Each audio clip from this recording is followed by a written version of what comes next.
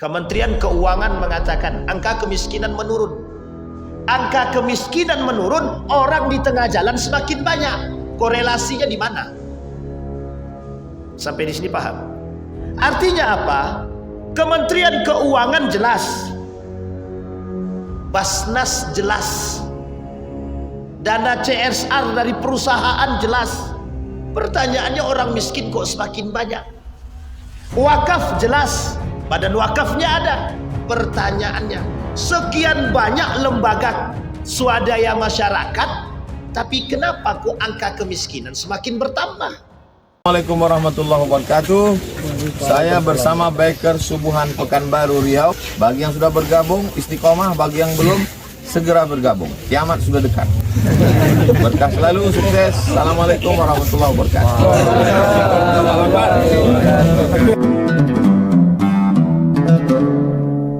Kita bahas kitab kita tentang Al-Kabair. Kitab Al-Kabair Syamsuddin Az-Zahabi. Imam Syamsuddin Az-Zahabi. Kita sampai pada poin yang kelima. Poin yang kelima itu membahas tentang man'uz zakah. Orang-orang yang tidak membayar zakat. Baik. Ibu-ibu, sudah sampai nomor berapa kita kemarin? Ibu-ibu ada yang tahu? Masih ada yang ingat sampai mana kita kemarin? Sampai zakat ya. Baik, Bapak Ibu. Dilarang atau ada orang yang melarang untuk tidak membayar zakat. Pada pertemuan 2 bulan yang lalu sudah kita sampaikan. Salah satu termasuk dosa besar, ala ukhbirukum bi akbaril kabair, atau dalam riwayat yang lain, ala unabbiukum bi akbaril kabair. Dalam Al-Quran Allah sebut di dalam Al-Quran itu, in tajtanibu kabaira minal ithmi. Kata Allah di dalam Al-Quran, jauhi olehmu dosa-dosa besar. Dosa-dosa besar ini Bapak Ibu berada di lingkaran kehidupan kita. Berada di lingkaran kehidupan kita. Ada orang yang memang sengaja melakukan dosa besar, ada orang yang memang tidak sengaja melakukan dosa besar. Tapi ada orang lagi yang memang tidak melakukan dosa besar tapi terjerumus ikut-ikutan dalam pelaku dosa besar tersebut atau komplotan. Jadi dia cuma mendukung orang-orang yang melakukan dosa besar. Kita ambil contoh misalkan ada orang yang tidak mau bayar zakat, tapi ada orang lain yang mengatakan betul itu tidak usah bayar zakat lagi. Nanti zakat itu diberikan oleh Basnas kepada orang yang tidak tepat sasaran. Capek-capek aja kita bayar zakat. Kalau Basnas menyalurkan zakat tidak tepat sasaran, kira-kira yang berdosa siapa? Jangan cepat-cepat menghakimi. Astaghfirullah wa atubu ilaik. Tidak saya yang ngomong ya, Bapak Ibu yang ngomong. Kalau Basnas sengaja memberikan atau menyalurkan zakat tidak tepat sasaran, baru dosa Basnas. Tapi kalau Basnas menyalurkan dana zakat tersebut, mungkin khilaf dia, atau mungkin karena keraguan-raguan dia dalam menyalurkan zakat tadi, sehingga mohon maaf ada orang yang berhak menerima zakat, yang tidak berhak menerima zakat karena informasi yang tidak benar tadi. Kemudian dia berikanlah zakat tadi. Salah atau tidak salah Basnas tadi? Salah. Berdosa atau tak berdosa dia? Nah, itu masuk dalam kategori yang kedua tadi. Ada yang sengaja, ada yang tidak sengaja. Kalau yang sengaja bagaimana? Nih mohon maaf nih, kalau yang sengaja bagaimana? Misal Basnas provinsi atau kota. Mereka berada di atas dari pimpinan. Mereka lihat ada keluarga mereka tak mampu. Bisa jadi adik-beradik dia tak mampu. Diambil dia dari dana zakat tadi, diberikan kepada abang dia atau adik dia. Nah, itu dosa tuh. Itu berdosa. Loh kok berdosa? Kan dia tak mampu. Anda masih mampu. Keluarga yang mampu yang paling berhak, kata Yusuf Qaradawi, untuk memberikan bantuan kepada keluarga yang tak mampu. apalagi dalam kehitungan keluarganya kandung. Kata Yusuf Al-Qaradawi dalam bukunya, cara mengatasi kemiskinan itu paling tidak ada 6 langkah, kata dia. Bukan ada basnas di situ, tak ada. Nomor 1 itu, cara yang paling ampuh untuk mengatasi kemiskinan, perhatian keluarga terhadap keluarga. Sekarang saya tanya Bapak Ibu, ada enggak keluarga Bapak Ibu yang tak mampu? Jujur. Ada tidak Bapak Ibu? Sekarang pertanyaannya, siapa di antara Bapak Ibu yang bantu dia tiap bulan kasih beras? Ada jawabannya? Ada yang bisa jawab? Anak kita, kebanyakan kita tak sekolah. Ada enggak Bapak Ibu bantu sekolah dia? Yang paling pertama, kata Yusuf Al-Qaradawi, disebutkan dalam bukunya Teologi Kemiskinan, di antara poin-poin yang bisa mengatasi kemiskinan itu nomor 1 keluarga. Ini tidak. Keluarganya aja, karena adikku ini orangnya tak rajin sholat, aku tak mau bantu dia. Nah, ini banyak saya dapatkan Bapak Ibu. Beberapa hari yang lalu ada jamaah diskusi, ngajak diskusi. Mau tanya Ustaz, boleh tak? Boleh. Boleh tak kami Pak Ustaz memberikan zakat kami ini kepada abang kandung kami sendiri? Langsung saya bilang sama dia, besok tunggu di neraka, saya bilang itu. Abang kandung bisa harus menerima zakat dari adik kandung dia. Pertanyaan yang paling besar adalah, kemana dia? Ngapain dia? Ini masalah etik, masalah etika. Sampai di sini bisa dipahami Bapak Ibu. Kalau seorang adik yang mampu tak mau punya perhatian kepada keluarga dia, itu bisa dipastikan Bapak Ibu kepada yang lain pun tidak. Ada yang bertanya lagi, Ustaz, boleh kami zakat kepada orang tua kami Ustaz? Ya Rab, saya bilang, astaghfiruka wa atubu ilaik. Itu ngelus dada kita Pak. Sampai di sini paham Bapak Ibu ya? Bisa dipahami. Jadi perhatian kita terhadap keluarga. Hari ini Bapak Ibu, karena warisan tak bertegur sapa, jadi mau miskin atau tak miskin adekku lantak, tak urusan. Sehingga mereka tak mau lagi punya perhatian kepada keluarga dia. Itu yang menjadi masalah kita hari ini. Kembali kepada poin kita tadi Bapak Ibu. Maka permasalahan zakat itu kompleks. Permasalahan zakat itu kompleks.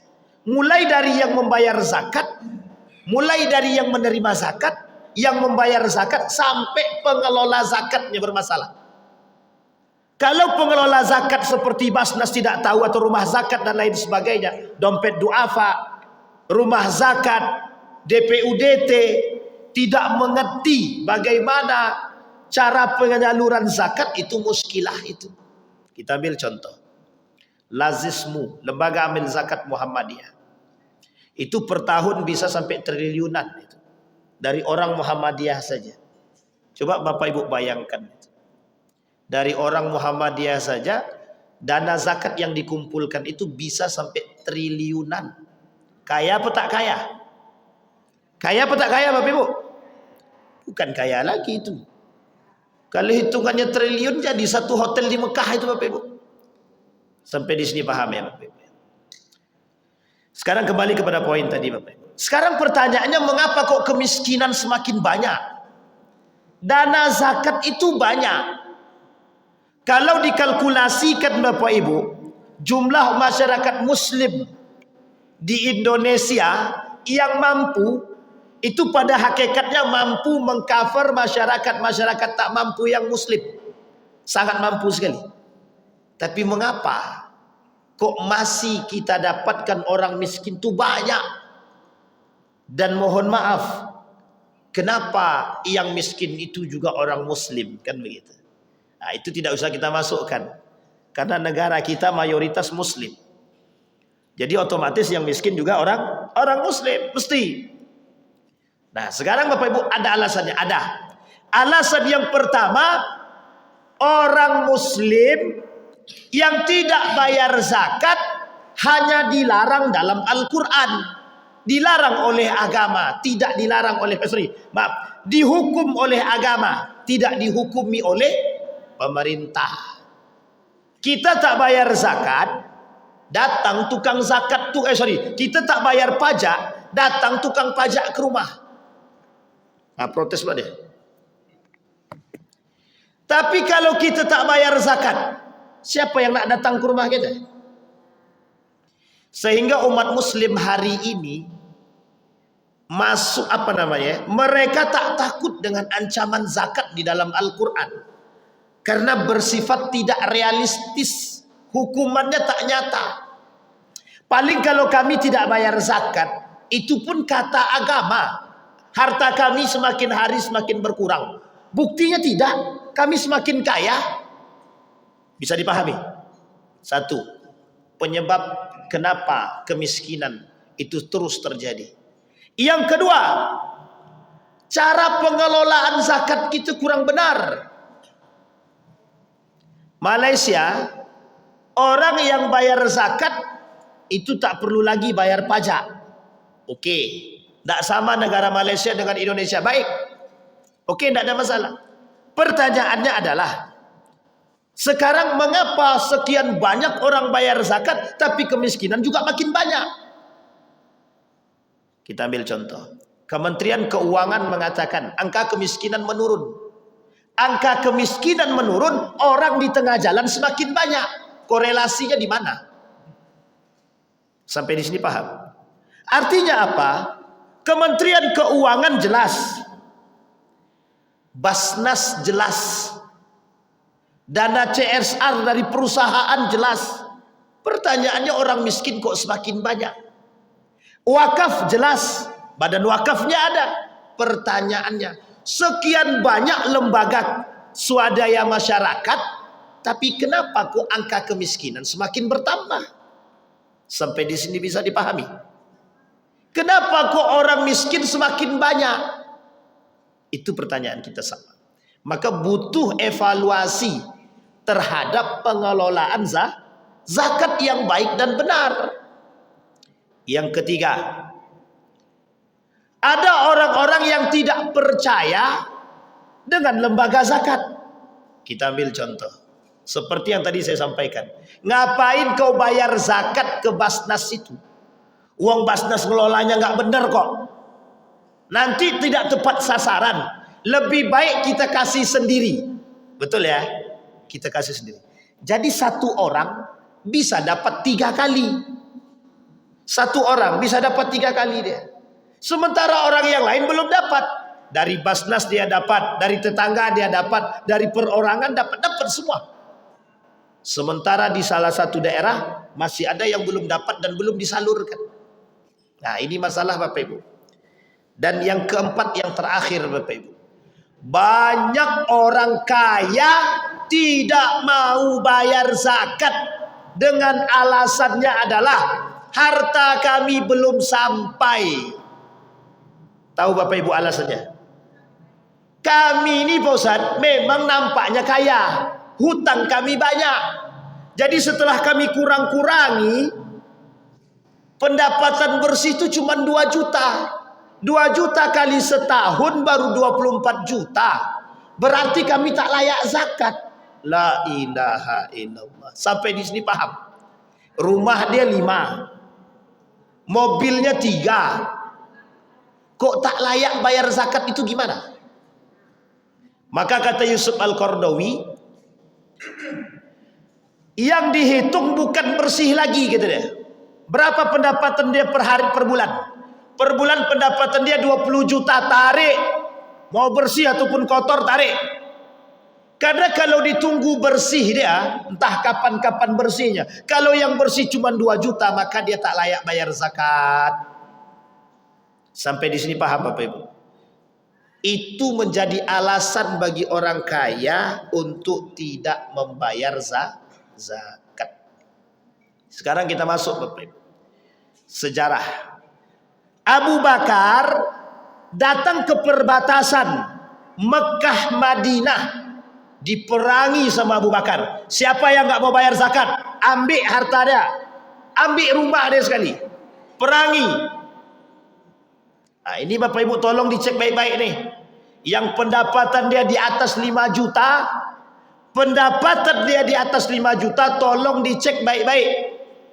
Sudah sampai atau belum nisabnya bayar zakat tuh. Kami gajinya 3,5 juta Ustaz. Sudah dipotong zakat profesi. Tak apa-apa, alhamdulillah. Sampai di sini paham Bapak Ibu. Jadi Bapak Ibu, sekarang apa ancaman orang yang tidak mau bayar zakat? Kita kembalikan pada poinnya. Yang sengaja, orang yang sengaja tidak mau bayar zakat, pertama zalim, yang kedua perampok. Orang yang tak mau bayar zakat itu perampok. Yang ketiga, jangan zakat lagi, kita ambil sedekah. Orang yang punya pendapatan baik 3 juta, 2 juta, 1 juta, tidak mau dia bersedekah selama 1 bulan itu. Dalam 1 bulan dia tidak ada bersedekah. Manusia pelit, loki, pekedut. Apa ya, betul ya? Kedekut, bukan pekedut, kedekut. Sampilia. Bapak Ibu boleh tertawa. Sekarang kita coba cek satu-satu. Siapa di antara Bapak Ibu yang hari ini sudah sedekah? Dalam 1 bulan ini kan hari terakhir di bulan Oktober. Siapa yang sudah sedekah angkat tangan? Tidak apa-apa, motivasi. Kami tidak mau riak Ustaz. Memang sih tidak mau riak. Memang tidak bayar sih, gitu. Memang tak sedekah. Orang yang tak mau sedekah itu pelit. Pelit. Sekarang sehari ini Bapak Ibu manusia itu nih, kita ambil logika berpikir begini. Orang hari ini tuh takut sekali sedekah tuh, takut anak istri dia tak makan. Kalau dia sedekah, nanti anak istri dia tak makan. Nah, ini kita ambil logika ya. Bapak Ibu punya pekerjaan. Di akhir bulan cuman uang tinggal 50.000. Tiba-tiba datang orang minta, sementara dia memang tak makan. Kira-kira duit 50.000 tadi Bapak Ibu kasih enggak sama orang yang datang tadi itu? Aku aja belum makan, ini duit 50.000 ini duit terakhir nih. Nanti anakku kalau kau kasih gimana? Percaya enggak dia sama Allah? Enggak, kita jujur-jujuran. Percaya enggak dia sama Allah? Enggak percaya. Tidak percaya. Allah kasih konsep wa may yattaqillaha yaj'al lahu makhraja wa yarzuquhu min haitsu la yahtasib. Percaya enggak Bapak Ibu kalau Allah kasih rezeki dari arah yang tidak disangka-sangka? Percaya betul. Kalau percaya kenapa tak dikasih yang 50.000 tadi? Karena pikiran kami Pak Ustaz, anak kami Pak Ustaz.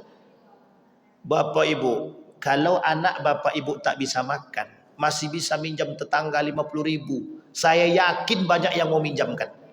Tapi kalau orang tak mampu Bapak Ibu, ini krisis kepercayaan hari ini Bapak Ibu. Orang yang tak mampu, mohon maaf, yang datang ke rumah-rumah mengemis itu Bapak Ibu. Saking banyaknya orang tidak percaya dengan orang tersebut, orang tak mau kasih lagi. Orang tak mau kasih. Kenapa penyebabnya? Krisis kepercayaan. Sampai di sini bisa dipahami. Baik. Yang pertama Bapak Ibu, orang yang tidak mau bayar zakat, orang yang tidak mau bayar zakat, yang pertama diperangi oleh Allah dalam segi ekonomi dia. Apapun yang dia dapat habis. Apapun yang dia dapat habis, itu yang pertama. Bagi orang yang tidak mau bayar zakat. Jadi Bapak Ibu hati-hati. Yang sudah sampai masanya silahkan bayar zakat. Kalau sudah sampai masa dia bayar zakat. Oh kami tak sampai, tidak apa-apa. Kalau sudah dipotong zakat profesi, masuk sedekah, beruntung dan berkah. Itu yang pertama. Yang kedua, sayutawwaquna ma bakhilu. Apa yang membuat mereka bakhil tadi, pelit tadi, yang tak mau bayar zakat tadi, itu mereka nanti kelak diarak oleh Allah. Nah, ini tengok oleh kalian orang-orang kaya yang pelit, yang loki, digantung harta dia di badan dia tadi, disuruh tawaf, disuruh kelilingi, Pak. Diarak di hadapan manusia, ditengokkan orang-orang pelit itu. Di dalam riwayat yang lain hadisnya lemah, tapi orang yang tak mau bayar zakat dan mereka makan harta zakat tadi, perut dia kelak besar. Kemudian di dalam isi perutnya belatung. Begitu terus menerus. Kemudian orang-orang yang tidak mau bayar zakat lagi dianggap sebagai perampok. Kenapa perampok? Karena dia sudah mengambil hak orang lain secara paksa. Ingat Bapak Ibu, wa fi amwalihim haqqun lis-sa'ili wal mahrum. Di antara harta-harta kita ada hak orang lain yang harus kita beri. Di antara haknya kita, harta-harta kita itu ada hak orang lain yang harus kita kasih. Wa fi amwalikum haqqun lis-sa'ili wal mahrum. Jadi Bapak Ibu, kalau ada orang yang tak mau bayar zakat, dia perampok. Kalau perampok berarti apa? Masuk dalam kategori indikasi.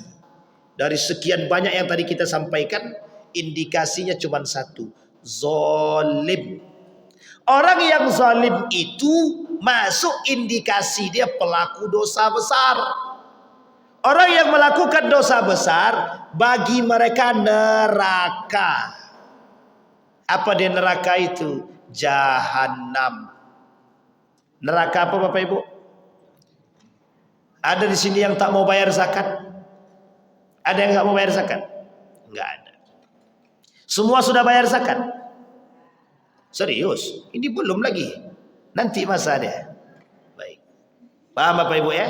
Jadi tolong bersihkan. Wala yahsabanna alladhina yabkhaluna bima atahumullah min fadli huwa khairul lahum bal huwa syarrul lahum. Sayutawwaquna ma bakhilu bihi yaumal qiyamah. Kelak di hari kiamat akan diajak oleh Allah, diarak, dimasukkan ke dalam neraka jahanam.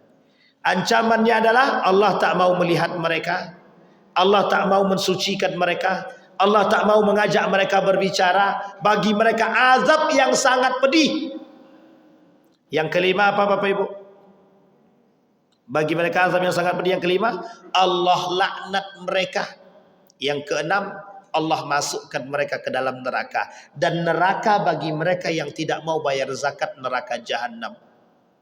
Coba andai kata gambar neraka jahanam dipejeng, dijadikan pamflet besar, dipasang di setiap tempat. Orang yang tak mau bayar zakat neraka jahanam, buat gambar api yang besar di situ. Pakai pamflet besar, insya Allah tuh paling tidak sedikit demi sedikit ada yang tobat itu.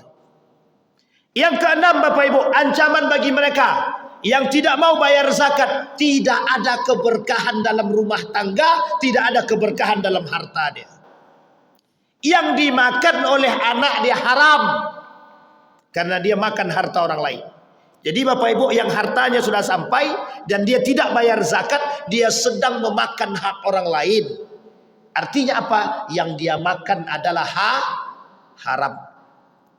Kalau yang haram yang dia makan Bapak Ibu, semua perbuatan-perbuatan dia bermasalah. Perbuatan-perbuatan dia bermasalah. Omongan tak sejalan dengan perbuatan. Rumah tangga goyang. Anak durhaka. Semua diancam oleh Allah. Allah perangi. Karena kalian telah memakan haknya orang lain. Kalimat itu disebut oleh Allah dalam Al-Quran, zalim. Karena kita sudah makan hak orang lain. Satu, harta kita sudah tidak ada berkahnya. Setiap yang kita keluar habis. Dapat habis, tidak ada berkahnya. Kenapa? Karena kita makan hak orang. Kita tak keluarkan hak orang lain. Maka konsepnya ziyadah dan bertambah itu tak berlaku lagi bagi mereka yang tidak mau bayar zakat. Pertanyaannya adalah, masih banyak atau tidak orang yang tak mau bayar zakat? Masih.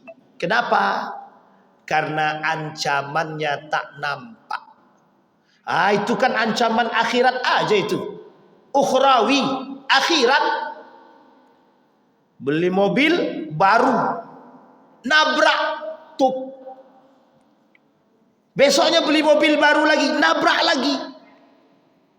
Dia tidak introspeksi diri. Bisa jadi kami belum keluarkan hak orang lain. Sangat bisa jadi sekali.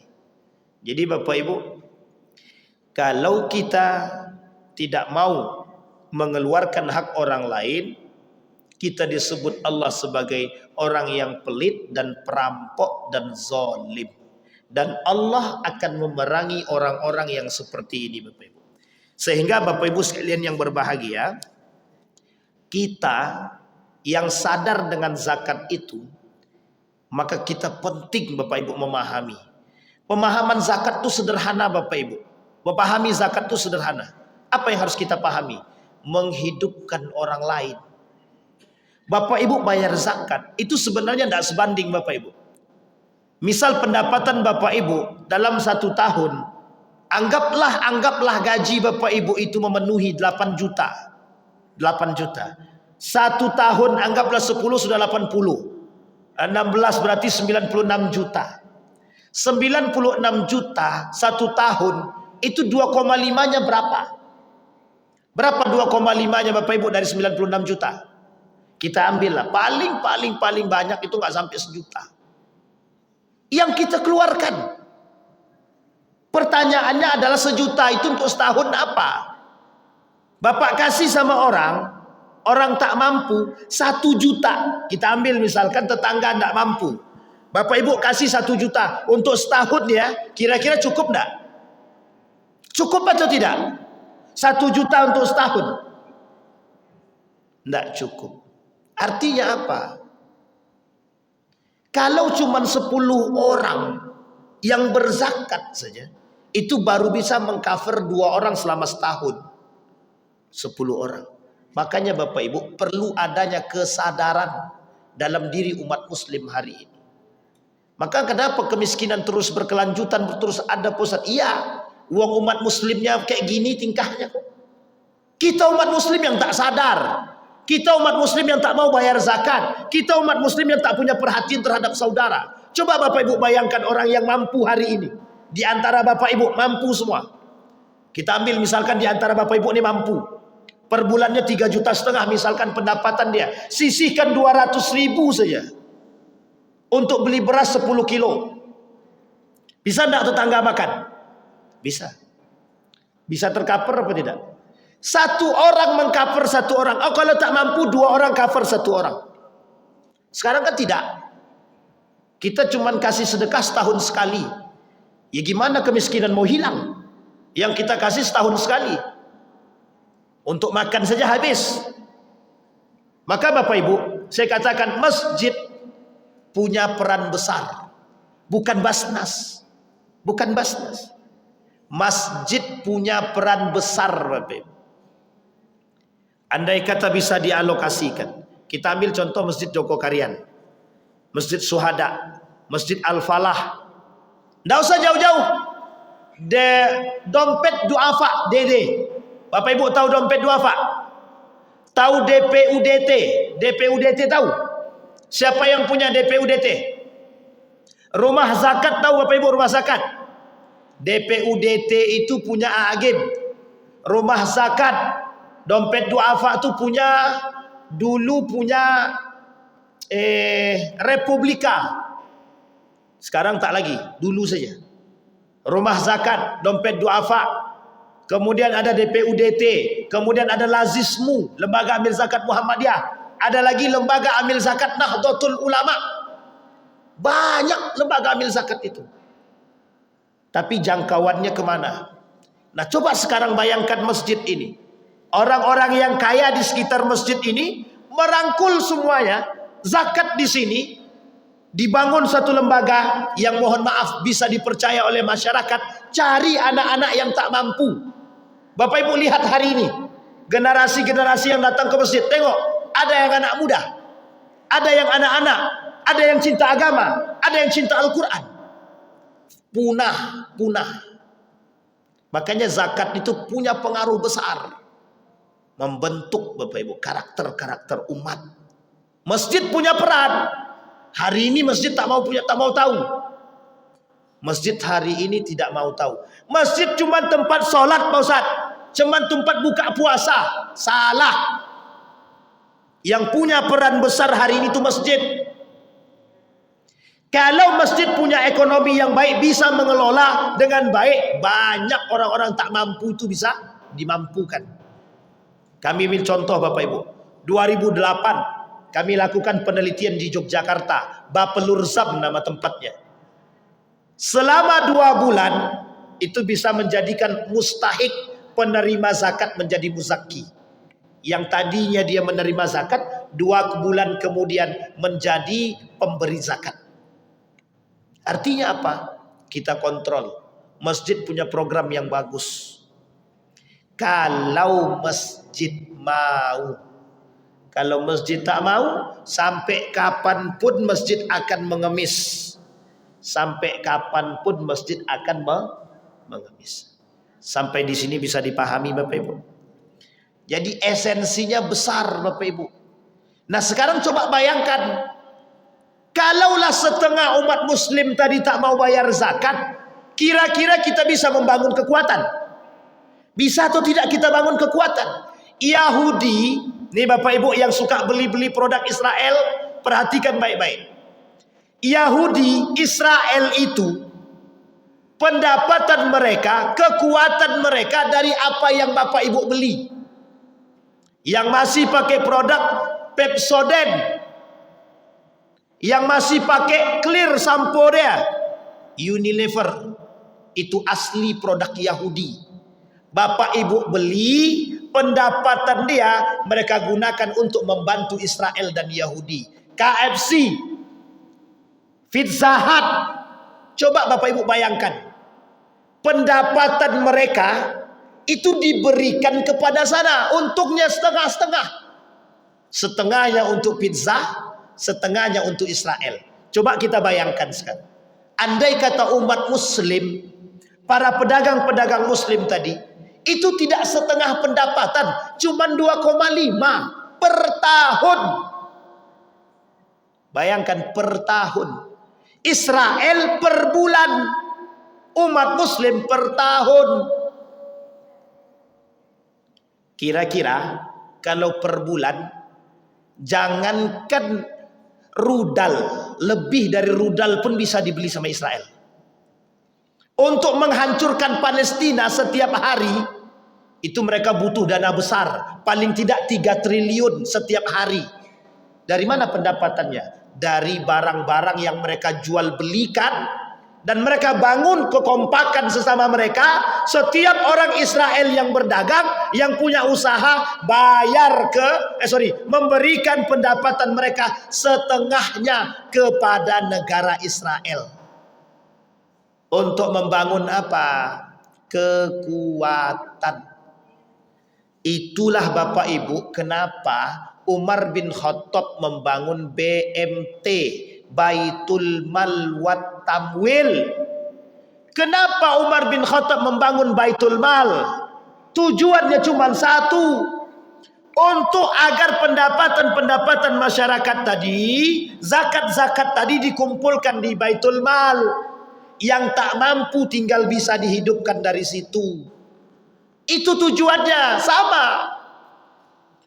Sekarang kalau umat muslim tak mau bayar zakat, umat muslim yang tidak mau membayar zakat, dia sedang membunuh saudara dia sendiri. Umat muslim yang tidak mau bayar zakat, dimanapun mereka berada, mereka sedang membunuh umat muslim yang tak mampu.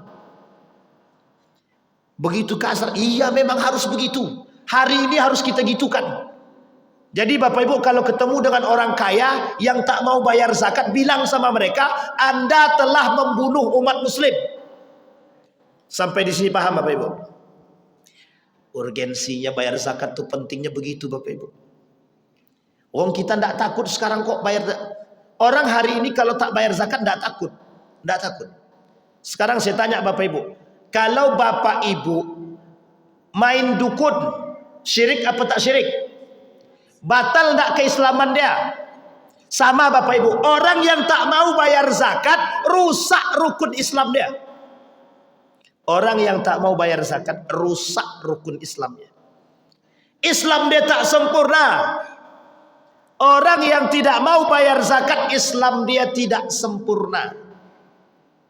Jadi ini penting Bapak Ibu. Dan ini harus kita sampaikan kemana-mana. Harus biar semua orang tahu pentingnya bayar zakat. Jangan koar sana sini, kita umat muslim harus kompak. Oh, yang ngomong nggak mau bayar zakat piye? Gimana caranya? Apa yang mau kita bangun? Sampai di sini paham Bapak Ibu ya. Dalam kepemerintahan itu Bapak Ibu, kekuatan militer harus dibangun, betul. Kekompakan atau kekuatan sosial harus dibangun, betul. Pendidikan yang baik harus dibangun, betul. Semua itu didorong dengan poin yang keempat. Apa itu? Ekonomi yang bagus. Kenapa Umar bin Abdul Aziz bisa? Kenapa?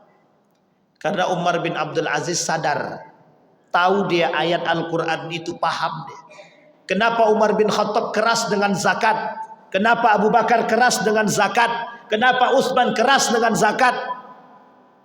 Karena kekuatan umat muslim di situ. Kekuatan umat muslim di situ. Sekarang tidak, umat muslim sekarang tak takut lagi dengan ancaman Allah. Sehingga mohon maaf banyak yang tidak mau bayar zakat. Salat rajin, bayar zakat tak mau. Jadi sebenarnya tidak sia-sia. Salat dia dapat pahala, zakat dia tak dapat pahala. Diancam tetap, sumbing. Bapak Ibu sekalian yang berbahagia, bisa dipahami sampai di sini? Baik. Artinya Bapak Ibu, penting bagi kita untuk mengetahui ancaman orang-orang yang tidak mau membayar zakat. Sekali lagi kita katakan Bapak Ibu, orang yang tidak mau bayar zakat perampok. Orang yang tidak mau membayar zakat, dia telah membunuh umat muslim secara perlahan. Tapi kan dia bisa dapat dari yang lain. Betul, dia dapat dari yang lain, tapi yang lain tak dapat dari hal yang sama. Jadi Bapak Ibu perlu adanya muhasabah, evaluasi dalam diri kita masing-masing. Kenapa kita umat muslim hari ini lemah? Karena umat muslim itu tak mau bayar zakat. Karena kekuatan. Kenapa ekonomi umat muslim hari ini lemah? Ya karena itu tadi. Mereka tak percaya dengan konsep Tuhan. Mereka tak mau bayar zakat. Baik Bapak Ibu. Kemudian, wa anfiqu mimma razaqnakum min qabli an ya'tiya ahadakumul maut fayaqula rabbi laula akhartani ila ajalin qarib fasaddaqa minas salihin wa akum minas salihin.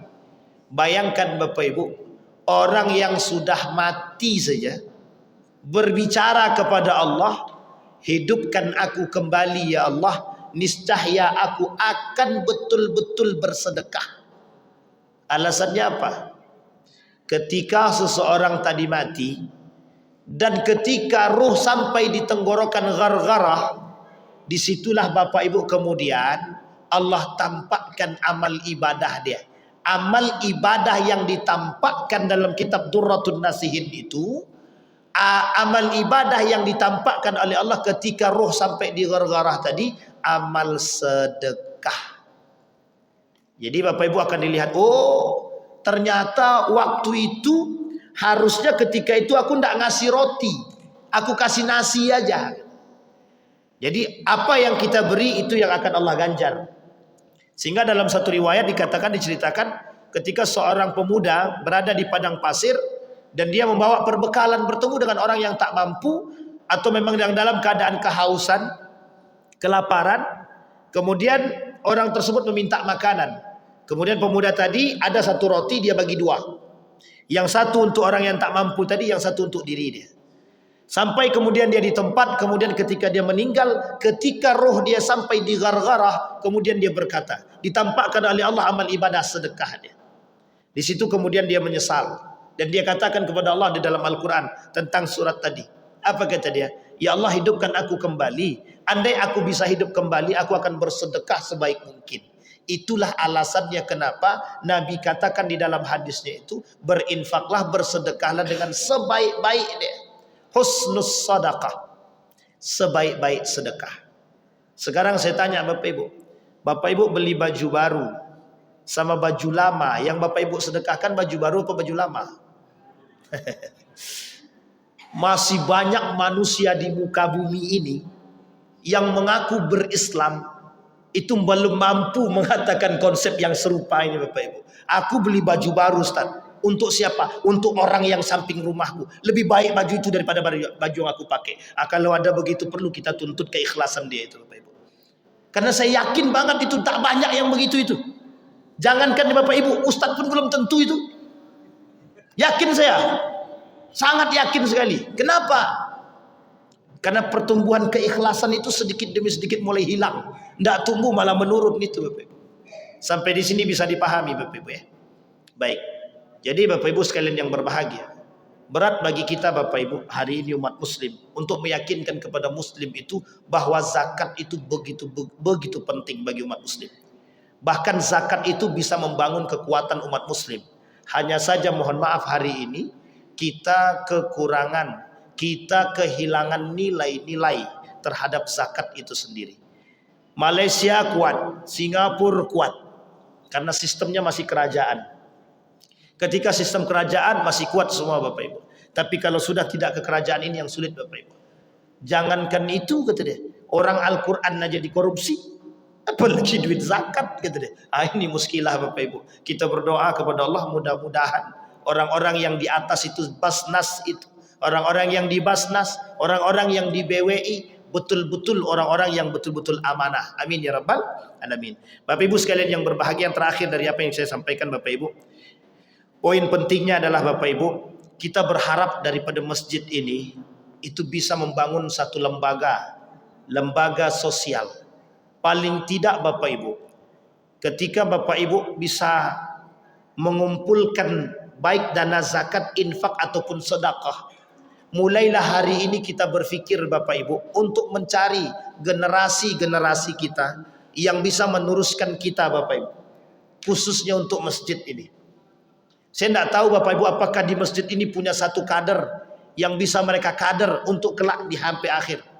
Karena Bapak Ibu, setiap masjid hari ini kekurangan kader, kekurangan generasi, kekurangan orang-orang yang mau berjuang dalam nilai-nilai agama, terkhusus yang mengajak kepada kebaikan Bapak Ibu. Kenapa demikian?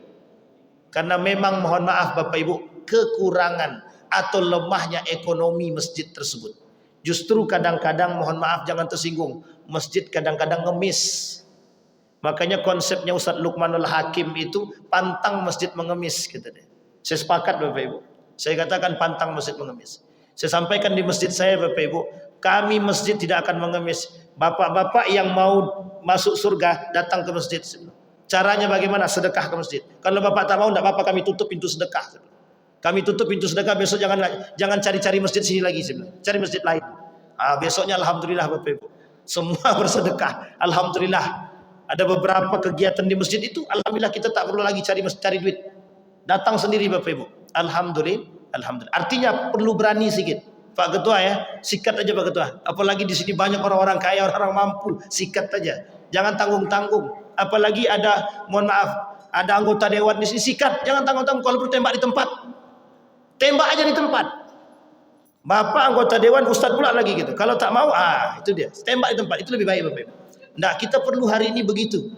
Kita jangan pakai basa-basi lagi Bapak. Capek kita basa-basi. Sudah terlalu tinggi diplomasi kita. Orang tak paham kalau tinggi-tinggi diplomasi. Bapak, kalau orang tak mau bayar zakat tuh begini. Jangan begitu lagi. Anda tak bayar zakat masuk neraka, selesai. Begitu saja Bapak Ibu. Itu lebih penting bagi kita Bapak Ibu hari ini. Saya kira begitu Bapak Ibu. Mudah-mudahan ada manfaatnya bagi kita semua. Mudah-mudahan bisa menjadikan kita orang-orang yang sadar.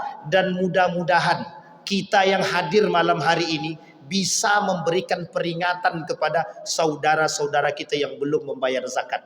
Bukan tahunan ya, ini bukan zakat fitrah, tapi kalau bisa zakat mal yang harus mereka bayar. Meskipun terserah mau setahun sekali, kalau bisa sebulan sekali itu lebih baik. Dan mudah-mudahan orang-orang yang tak mampu di sekitar masjid ini bisa tercover oleh masjid. Amin ya rabbal alamin. Fa'tabiru ya ulil absar la'allakum tuflihun. Assalamualaikum warahmatullahi wabarakatuh.